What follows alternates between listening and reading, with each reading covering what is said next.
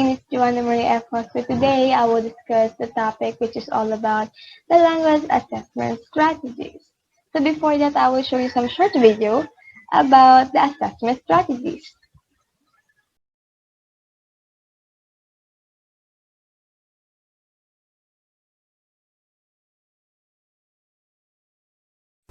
If we take the three central processes in assessment of making sure that you're clear about where the learner is going, you're clear about where they are, and you want to establish how to get there, and you think about the role of the teacher, the role of the other peers in the classroom, and the learner themselves, you end up with 5 what we call key strategies. The first is the teacher's role in making sure that you know where the learner is through questioning, classroom tasks, dialogue. So it's finding out where the learner is. Then giving feedback to the students, and not feedback that tells them that they're doing okay or they're not doing okay. It's feedback that moves the learner forward. Then you have the role of peers. First of all, helping each other understand the success criteria. So the teacher helps clarify what it is the lesson is about or the learning is about, and peers have a role in communicating that to each other as well.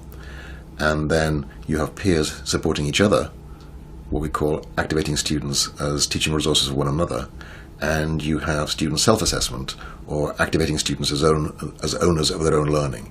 And that brings in all the stuff about metacognition, all that stuff about managing your own emotional reaction to school and to work.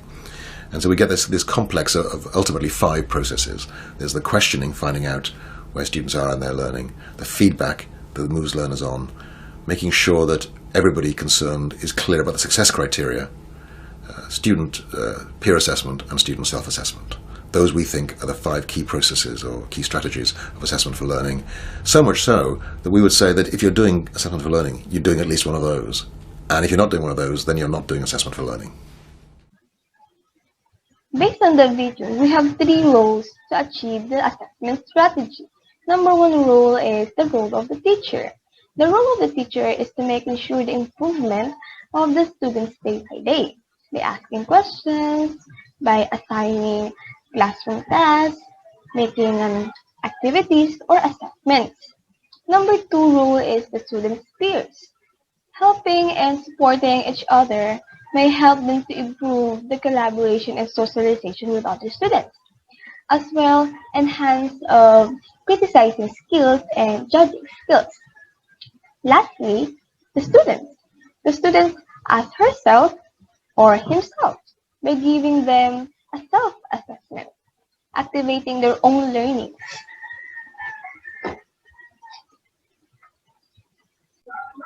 Language learning can be affected by a number of factors, such as age, gender, personality, motivation, self-concept, life experiences, learning styles, excitement, anxiety, and technology.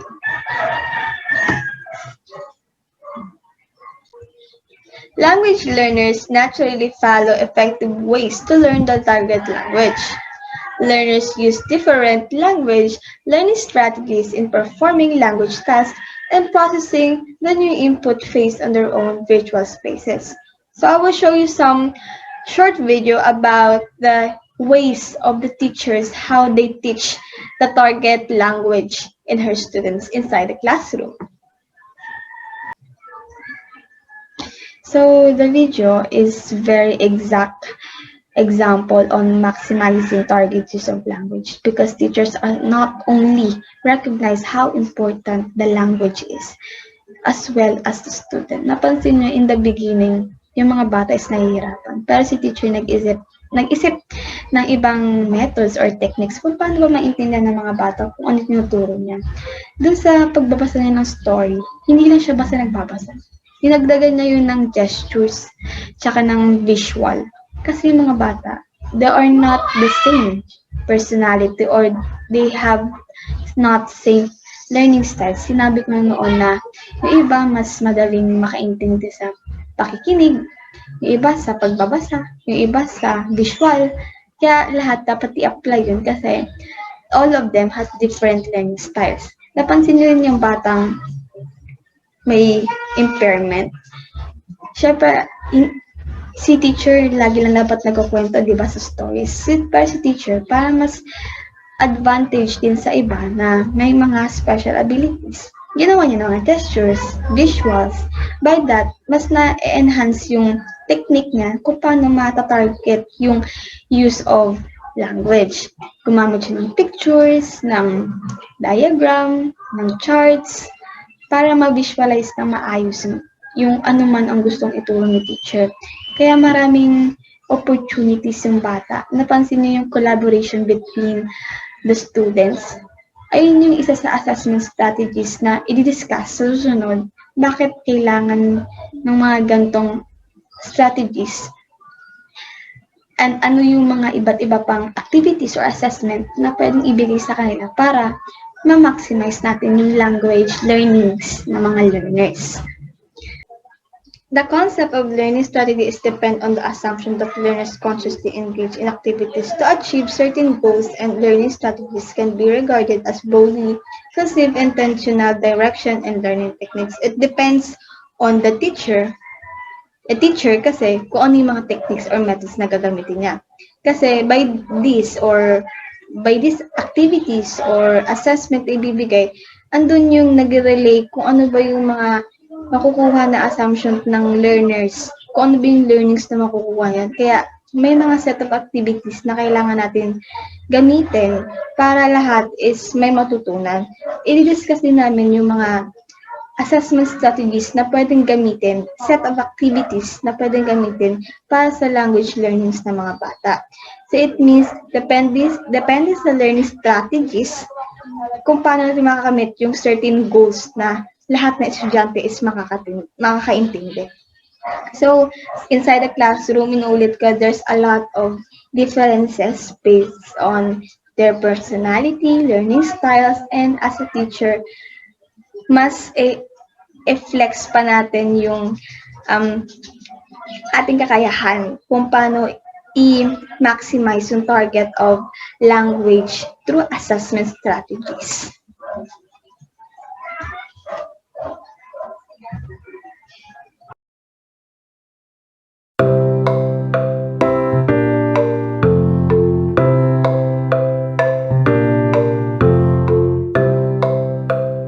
What is maximizing target language use? Maximizing target language use starts with recognizing the importance of using the target language for the vast majority of time in our classes and consciously committing to making that happen. But how do we make that happen while ensuring student comprehension? With the simultaneous use of gestures and visuals with our oral explanations. This helps support the information we are sharing, allowing students to comprehend while maintaining our target language use goal. Other ways to maximize the target language is through simplifying the complexity of our output, providing written support for our oral communication, slowing down our rate of speech, and using repetition to draw students' attention to key phrases. But what does that look like in the classroom? Miss Jude's grade 4 class is reviewing the seasons to prepare to write a story.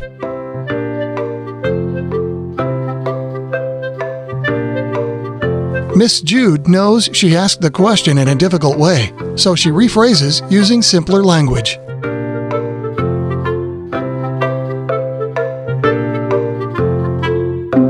Next, Miss Jude reads a story about the seasons, pointing to pictures as she reads the vocabulary, and using gestures. Over the next few days, the students have ample opportunity to practice their new vocabulary with multiple opportunities to use and reuse the language by doing things like flashcards, acting out seasons, and singing songs. And when they finally write their stories, they have a solid grasp of the vocabulary. By using the scaffolding process, Miss Jude was able to use the target language for at least 85% of the lesson and maximized student comprehension and retention. And when she corrects the work, Miss Jude provides written feedback, providing students with a strength and a next step to use in their next assignment. Miss Jude finds this a great way to help students improve their French writing skills, particularly visual learners, students with hearing impairments, and those who struggle with literacy. And students with learning difficulties benefit from frequent target language use and have more time to process and comprehend instead of relying on translations. So how do we maximize target language? Explicitly referencing these tools throughout the lesson heightens comprehension. And that's good for everyone.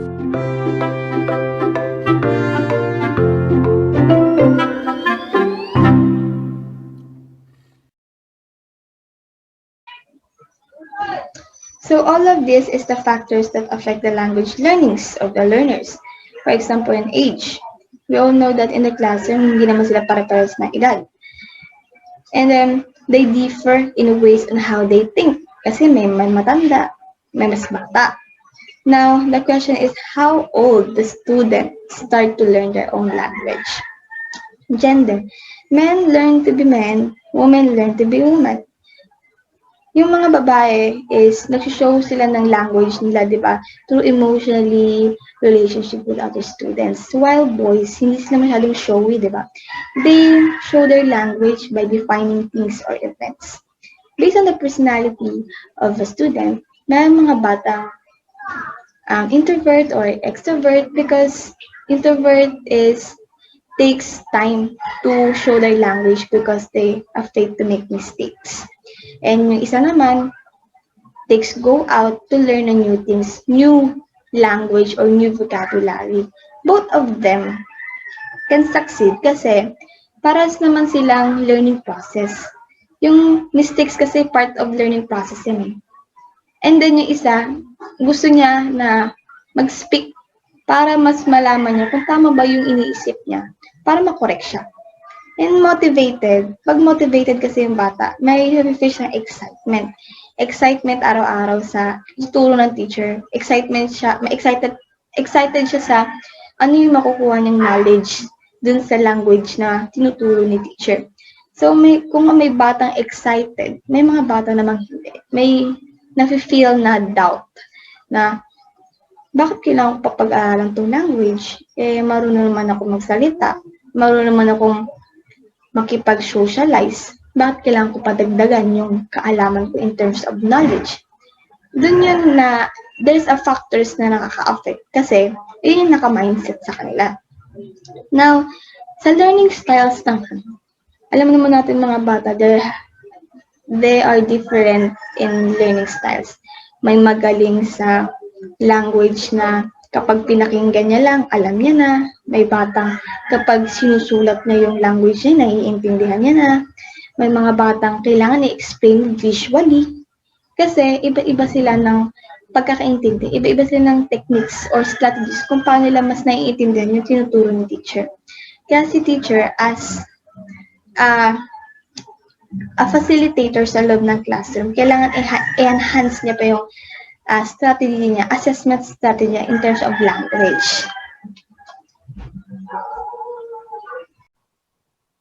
Functions of assessment.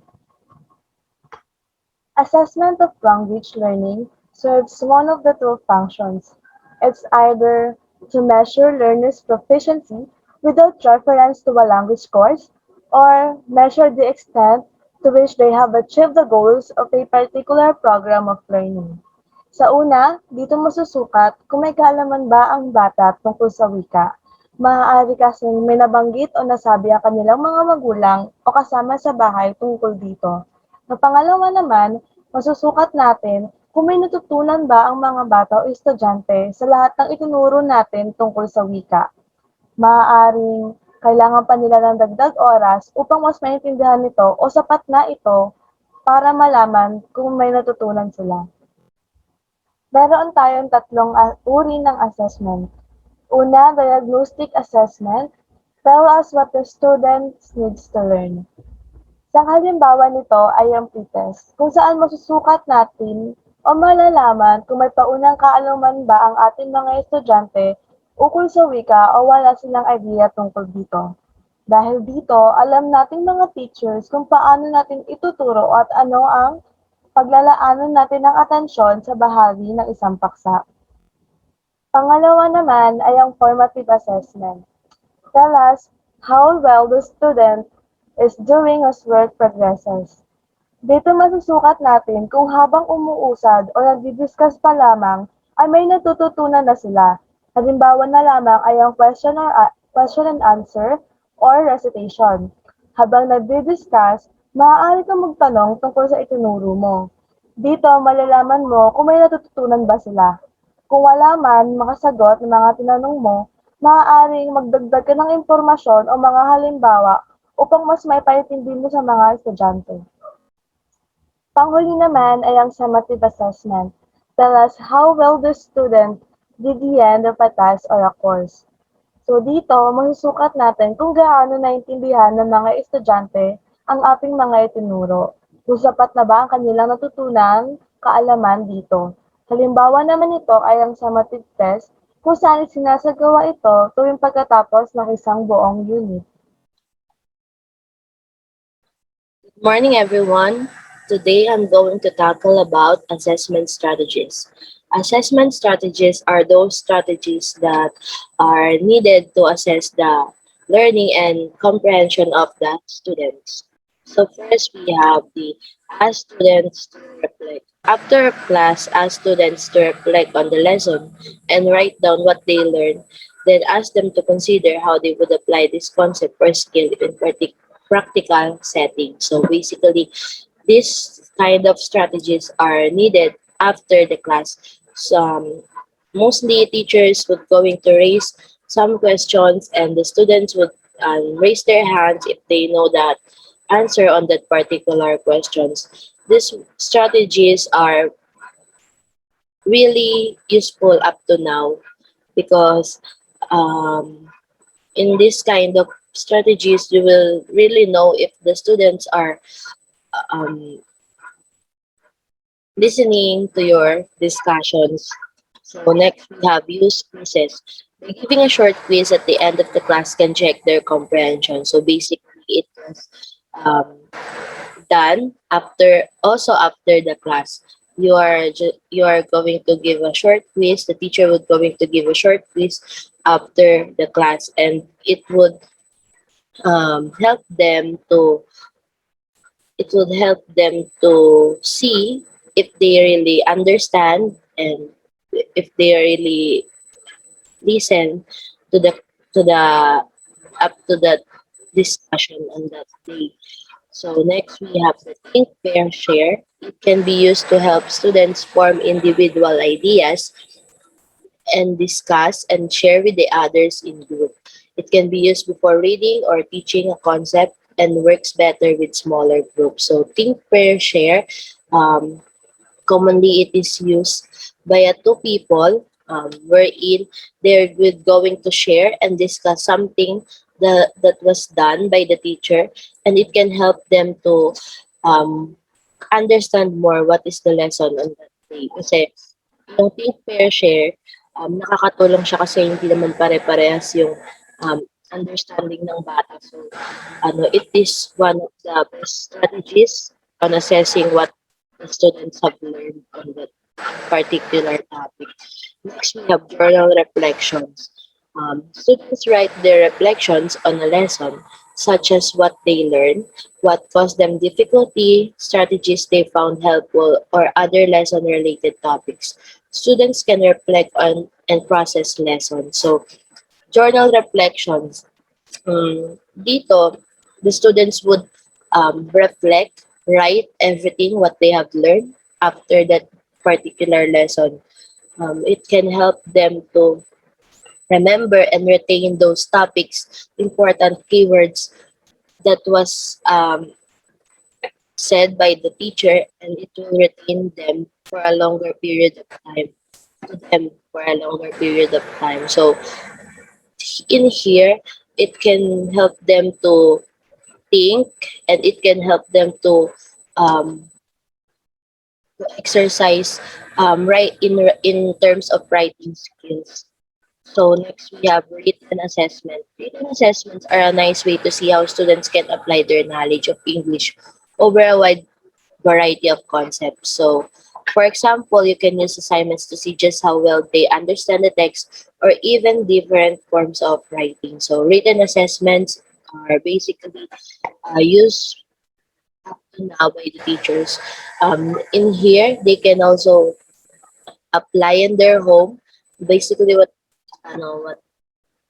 are what I have mentioned here are the best example when it comes on written assessments are using assignments. It was really useful up to now kasi um, dito students can see if they would really apply those things, those topics or those lessons that they they have learned during the discussions of their teachers. They can also remember and they can also use those learnings on their um, and they can also practice their skills when it comes on writing in English. So next we have portfolio. Portfolios are used powerful assessment and are used to gather various samples of students' work to track their development over a period of time. In order to maximize the potential of using a portfolio as an assessment tool, you should regularly accurate those student work to include in them and have scheduled conferences with students about their work. So, as I've mentioned here, portfolio are powerful assessments because it is very useful when in terms of assessing students on what they have learned. Kasi dito they would gather those um, student work like activities, quizzes, performances, and other things that would the teacher would ask them to face in their portfolio. Um, Also to help them um, fun, to help them use their portfolio more or para mas ganahan pa sila na ma-practice ma-exercise yung paglalagay ng ng mga work nila during ay in their portfolio. You can give them the grade grading system when it comes on doing their portfolio. It would also the it would also serve as their tracker in their development or progress on your subject. So it would really helpful and it would really the best strategies when it comes on assessing students. So next we have oral presentations or performances. So performances, assessing oral presentations or performances typically include plays, interviews, oral reports, and summarizing, paraphrasing pieces of text. When you use an ongoing basis, it's a great way to monitor students' comprehension through a longer period of time. So oral presentations or performances, it can help them to retain those important keywords and important lessons on what they're going to use. Kasi dito, they would apply and they would just not imagine those particular topic that you're going to discuss. They would also see and they would also notice they would also observe those things na kasi ginamitan mo na siya ng plays, interviews, and oral report. So dito, mas mariretain sa isipan ng bata kung ano yung talagang mismong lesson. So that would be all and those assessment strategies would help us to to um, those assessment strategies would help students to suit kung ano yung mga particular things na dapat pa nilang alamin. So yung assessment strategies, it would help them to really learn a lot from those topics.